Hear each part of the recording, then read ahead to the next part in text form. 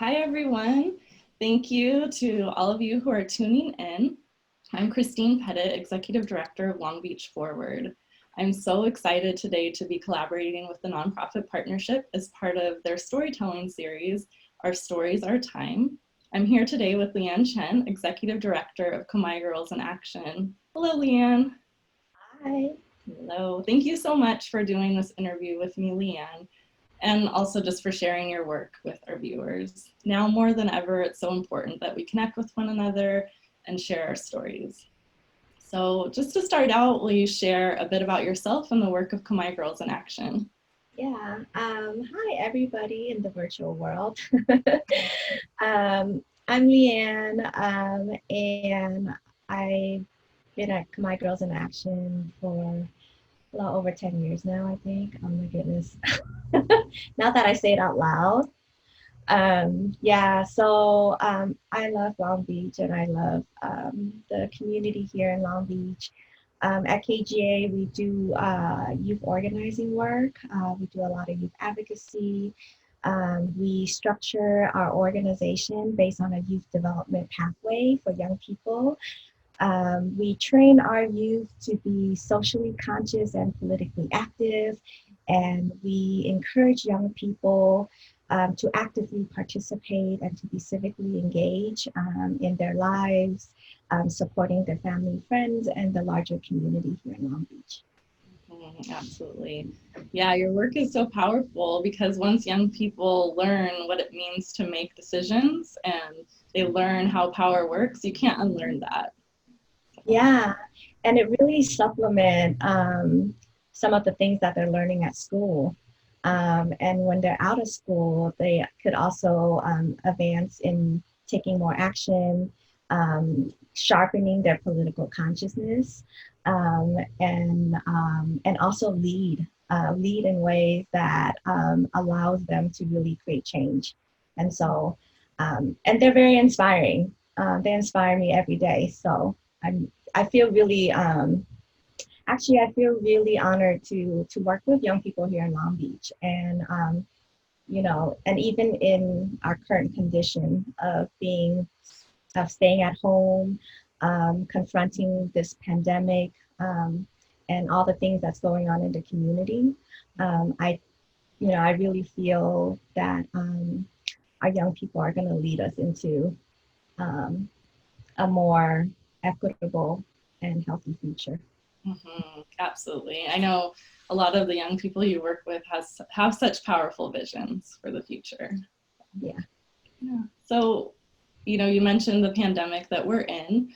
What shifts has KGA had to make in light of COVID-19, and how are you navigating those shifts? Yeah, I think like everybody, we had to make some really quick adjustment. So we transition and pivot and shift our whole team to working remotely. Most of us are working from home, and being safe and practicing safety protocol.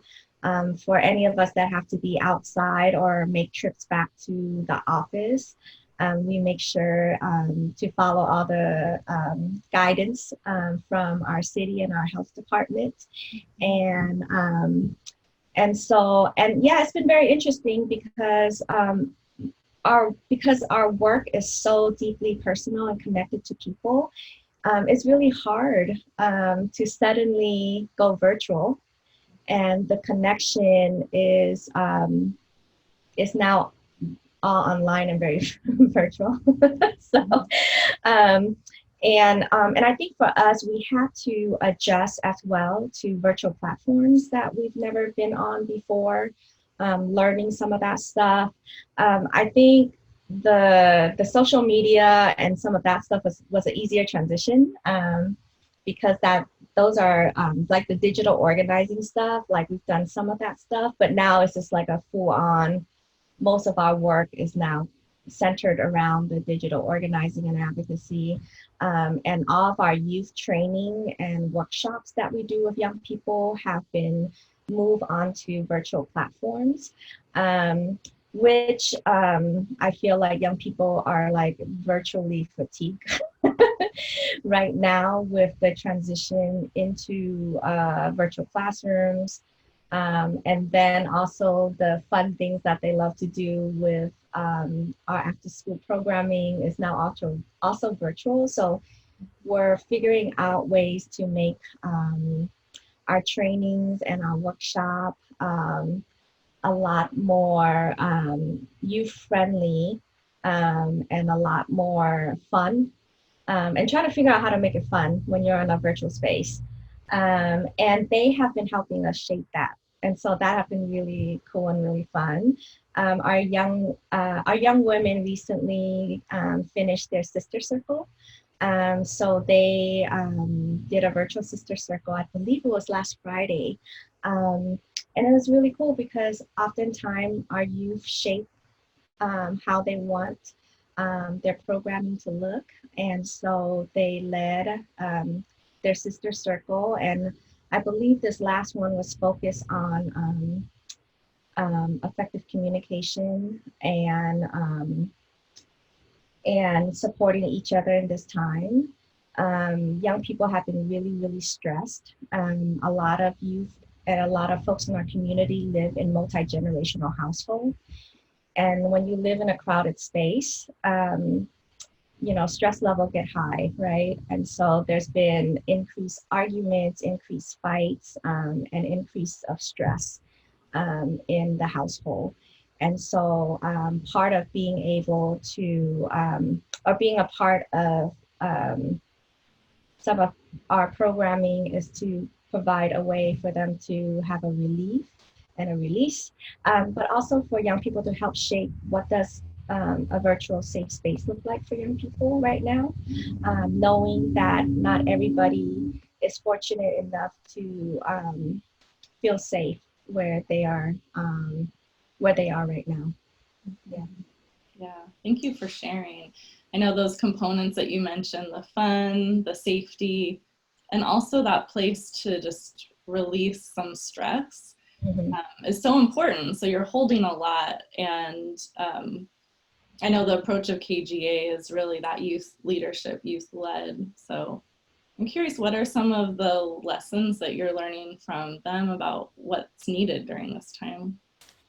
Yeah, so I think there's two big things right now. One is, we have had to pivot. So like we have upped some of our rapid response mutual aid support directly to our membership and the larger Long Beach community, which is both challenging but rewarding.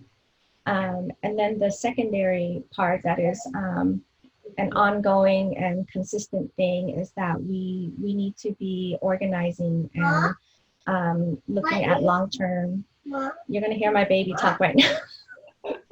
Hey, sorry. Mommy's on a live thing, honey. Okay, you're good.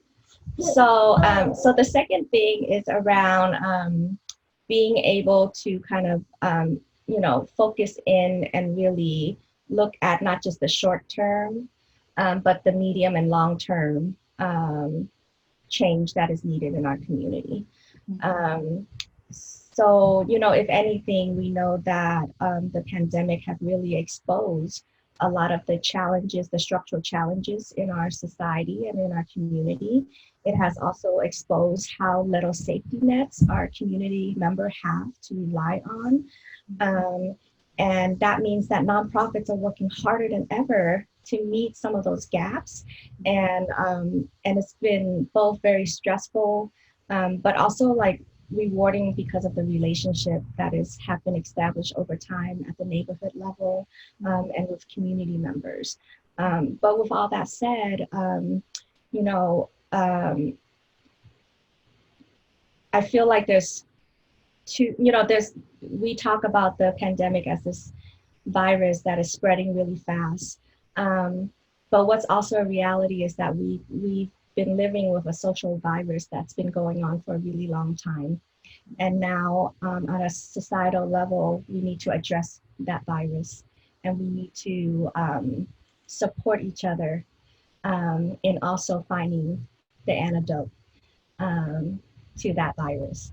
And I think coming out of this is really about how we do that together and how we support each other so that we're building a vibrant community together. And that, yeah, and that we have robust safety nets for each other, and that we're also, and that everybody has access, you know?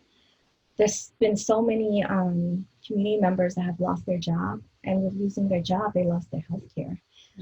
And what a scary time to be losing your health care.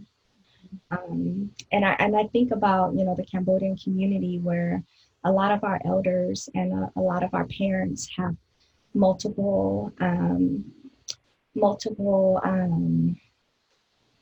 conditions. They're dealing with multiple health conditions, and our community have really high rates of PTSD, and being stuck at home, dealing with elders and parents that are vulnerable. Um, you know, it's really challenging and scary, I think, for community. And so so yeah, so there's, I think there's just a lot of vulnerable spots that, you know, what's vulnerable before and now it feels even more so. And so yeah, so I think I really like, I really look forward to us working smarter together, and leveraging the resources that we have, you know, in the nonprofit sector, in the government sector, um, in public and private partnership, and basically, you know, whatever partnership that we could build together. I think it's really important. And yeah, and I really look forward to doing that, and I look forward for us getting out of this intact. And I want all of our communities to come out of this intact. Absolutely. You know, you used a powerful metaphor about being the antidote, and the community work being the antidote, and also what you just said right now about working smarter. What are some of the ways that you feel we could work smarter and leverage the resources that we have? Yeah, I think first and foremost, there's a tendency for, especially for the folks who are in the nonprofit sector and those who are in some of the social service, the advocacy, the organizing, when challenges arrive, we have a tendency to go really hard, you know, like we work harder, hours expand, and we're so exhausted. But that is the perfect, it's a perfect storm to burning out. I think first and foremost, I would like to invite everybody to really take care of yourself, because, and we need to take care of ourselves and take care of each other. And I think that's really important. Please get enough sleep. My daughter had just interrupted me right now, and we need to spend a lot of time with our babies. There's some really crazy expectation that working parents should be working and simultaneously taking care of children. So being able to really find, you know, some relief around just our own personal schedule, so that we could be in this for the long haul, because it is going to be, it's going to take a while to really recover from everything that's going on. And we all need everybody to be in their full self, and for all of us to feel whole, and to do this work. So that's first and foremost. The other thing that I think is really important is to trust science and to understand data, and to do our work with a sharp data understanding of data, and craft our strategy and solutions based on that. So today, for example, AP just did a soft launch on the data around the pandemic and around race and place, and why that matters. And what is really starking, like just what really was like coming out of that analysis is and you all should go to the website. Let me see if I could remember what it is. Oh, it's called racecounts.org/COVID. Um, and if you go to that website and take a look, there's a lot more information that I won't have time to go over in this interview. But the key here, what to understand about what they have just released, is that in this pandemic, there are multiple peaks. Right now, we're hearing the mainstream peaks, meaning that, oh, things are doing better, and then the peak is flattening out. That might be true, but for some community, that's not true. For some community who are disproportionately communities of color and folks who are in the who are essential workers, and those in lower income community, folks are experiencing multiple peaks. And those peaks are happening at different levels for different communities. And I think that is a really important analysis to look at, and in very important data to look at. Because what that would do is it'll help us make smarter decisions that is targeted to certain communities that have different peaks. And what does that mean to support and save lives in this moment? Because essentially having the correct data and being able to have the guidance of smart data and science, that will help us save lives. And that would be like just a very quick example of working smarter. And then the other thing too is just like our eyes on the prize. Let's make sure that we are looking for long-term, we're working for long-term structural change. And that we come out of this overall in a better place, and in a place that is,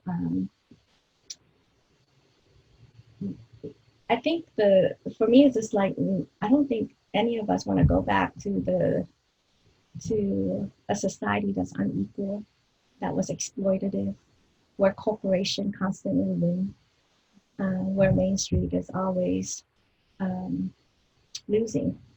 And I think we all want to win together coming out of this.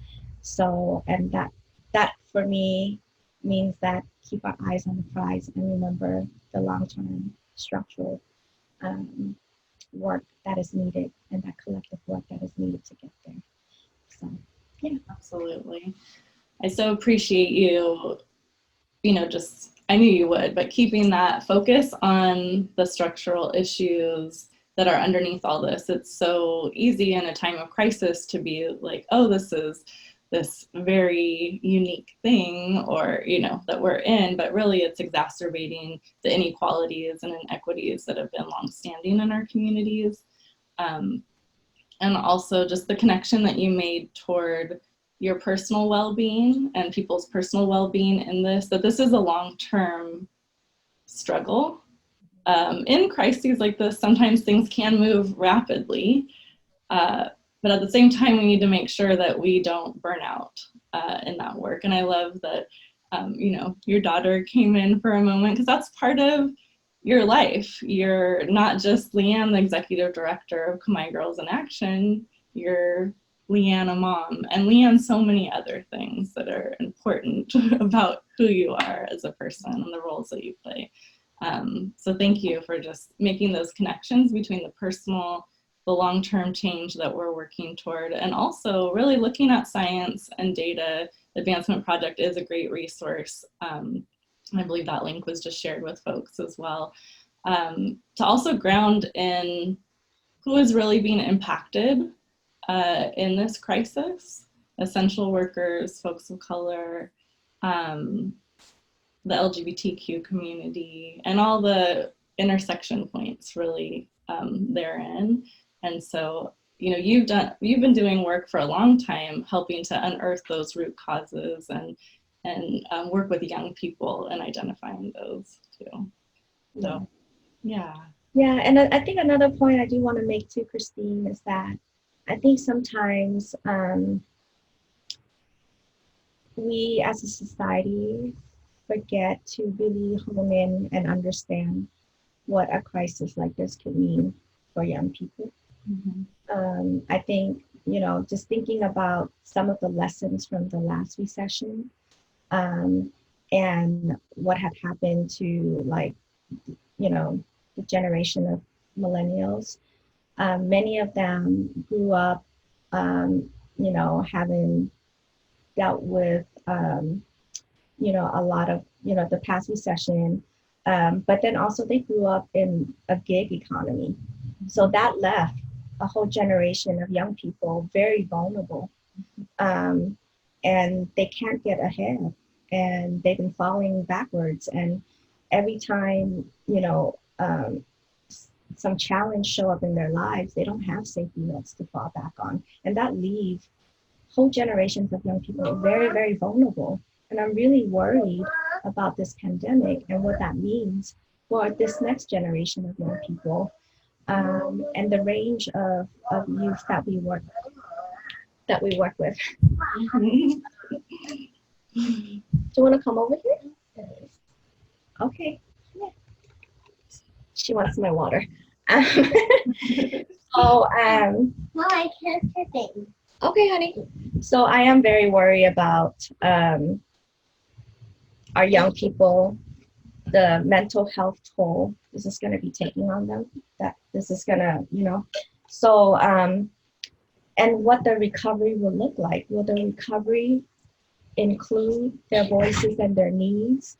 Will the recovery take into consideration the generational impact this is going to have? And I think we could look back at some lessons in history around the Great Depression, around past recession, and what that have meant for the trajectory of life, for young people at that time. And so I think there's some, like, I'm looking forward to see if we could build the next New Deal, and include the Green New Deal as part of this. If we're gonna, if we really want to flatten this virus, I would love to see if we could also deal with the climate change issue as we're coming out of this. I would love to see if we could deal with not incarcerating our way out of other issues in our society. There's a lot that we could be looking at and working smarter around. And I really hope that this is an opportunity for our larger community collectively to see how we could course correct together. Absolutely. Well, there's a lot of vision in what you share, and also hope. And just thinking about those different systems, the economy, mass incarceration, the prison industrial complex. I'm also wondering about education. You talked about Zoom fatigue, and you talked about the stress of being in a multi-generational household sometimes. What are young people needing when it comes to education right now? Yeah, this is a really good question.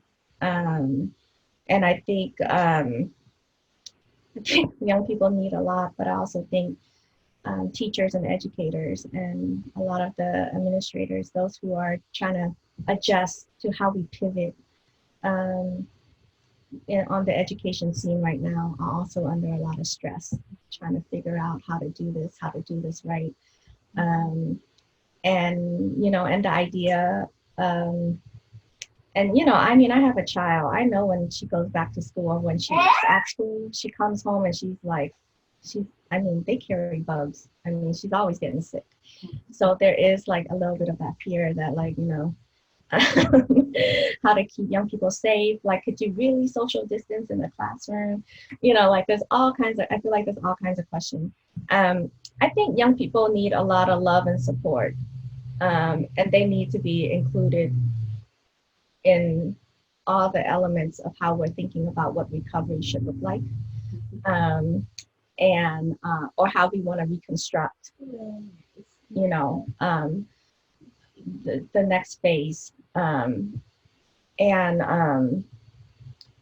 they shouldn't, like, the young people's conversation should not be absent from everything, because they are a part of our society and our world. And um,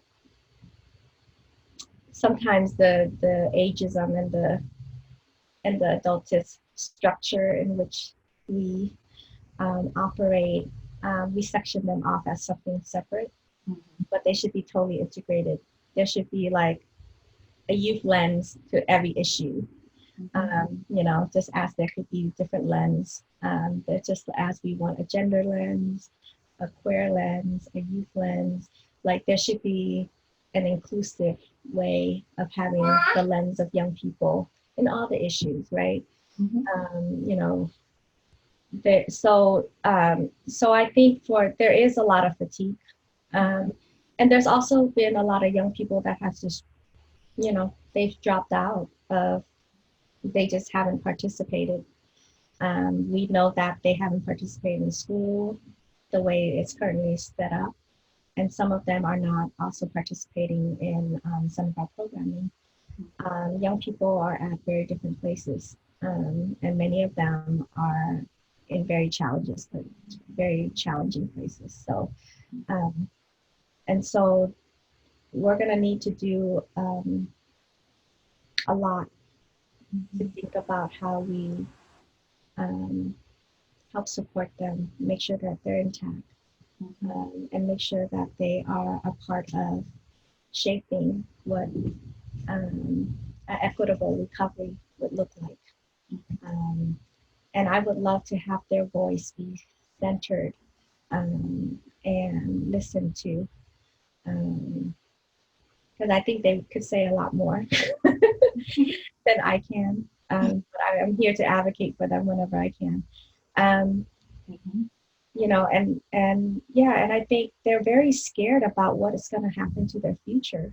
I think I hear fear a lot when I get a chance to speak to young people. There's an uncertainty. There's a feeling of limbo. There's a lot of stress on youth because suddenly when they're home,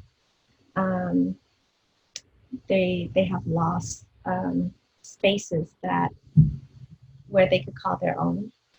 And there's been a lot of loss. I feel a sense of like loss in a lot of what I'm hearing. And I also feel this high level of anxiety and stress.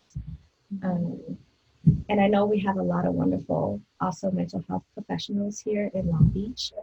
And I would love to connect with folks and think about how we could truly help our young people come out of this in a good place. And I think they're going to need resources. Our schools are going to need a lot of resources. Our schools are being asked to do more with less. There's different budget shortfall, but we also know that there's some money coming down in different pipelines. And so that's a little bit of a relief. But with that said, folks should know that in the fall, this coming fall, schools and community first is going to be on the ballot. It is going to right size the unequal tax burden in the state of California. And for the first time in a long time, we're going to be able to tell corporations to pay their fair share. And I want to encourage everybody to remember to vote. Vote like our lives and our future depend on it, because it will. And let's get out there this November. And while I'm at it, remember to fill out the census form. And if you fill out the census form, and if you reach out to KGA, you might get a census 2020. Oh, actually, can you see this? No. Oh, there we go.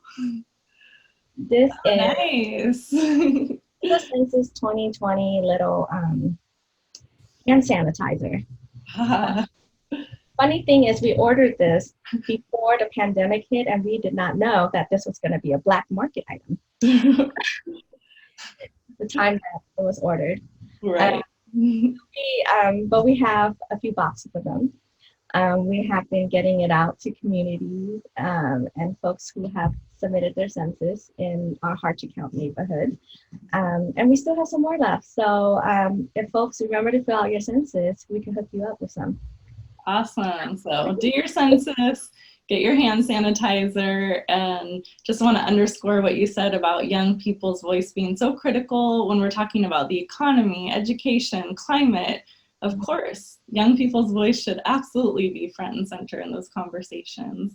So we are at time, but before we wrap up and end, I just wanted to ask, how can people support Khmer Girls in Action's work? Well, I think like a lot of nonprofit, we are in uncertain times, and many of us have to cancel our fundraising event. And so an easy way to support KGA is to donate. We are taking part in the Give in May campaign right now for API Heritage Month. And so, if folks appreciate our work, want to join us in this effort of supporting young people here in Long Beach, please donate. And we look forward to partnering with folks out there. Yeah, and stay in touch. Oh, by the way, I think if I don't say this, my team will be upset. We have one more week left in the youth strategic plan. So young people have been working really, really hard to advance the strategic plan here in Long Beach around youth development. And so there is a survey that the young people are collecting. I think there are 600 or 700. I'm not sure, but they have gotten a lot of surveys in. Thank goodness the focus groups and the town halls and all the community meetings have already been done before the stay-at-home order. But now the survey, we're almost done collecting surveys. So if you have not already filled out a survey and you want to weigh in on what healthy youth development should look like for the city of Long Beach, and in particular now, within the context of a pandemic, please make sure your voices get heard. Thank you. Yeah, we can share the link for that as well, too, if that's available. Okay. Awesome. Well, before we say goodbye, is there anything else that you wanted to share? I just want to say I'm just very, I just feel really, I think I feel very hopeful and honored to be in this community and to see everybody working so hard in this time. There's been a lot of amazing mutual aid work happening in our community. And so I just wanted to give a shout out to all the essential workers out there. I want to give a shout out to our healthcare workers and our teachers and parents and everybody who's really holding it down when times are hard.